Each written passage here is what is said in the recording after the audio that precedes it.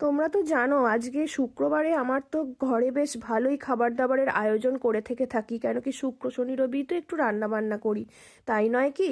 তো আজকে তো ফ্রিজে পনির ছিল, কিন্তু ভাবছিলাম কি বানানো যায়, কি শীতের উপযুক্ত কিছু খাবার তো বানাতেই হবে, তাই নয় কি? সেই জন্যেই ফ্রিজে দেখলাম অনেকটা পেঁয়াজ আদা রসুন আর কিছু নাট সেদ্ধ করে একদিন চিকেন বানিয়েছিলাম, তারই কিছুটা পড়ে রয়েছে।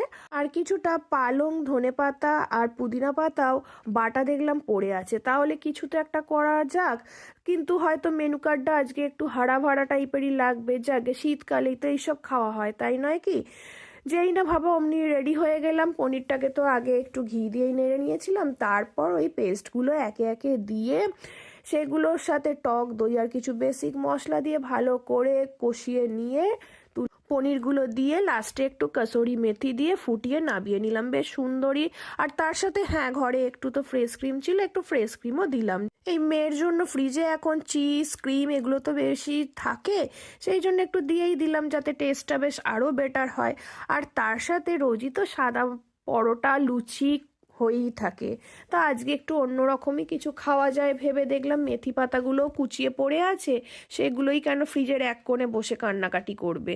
সব সবজি ব্যবহার করা যখন হচ্ছে, সেই জন্য একটু মেথি পাতা, নুন মিষ্টি কালো জিরে চাট মশলা লেবু আর একটু বেশি করে ঘিয়ের ময়ান দিয়ে দিলাম। বেশ পাতলা আর খাস্তা হয়েছিল, যেন সেই থেপলার মতন। তবে গাজরের হালুয়া পনির আর মেথি পরাটা দারুণ লাগলো ডিনারটা।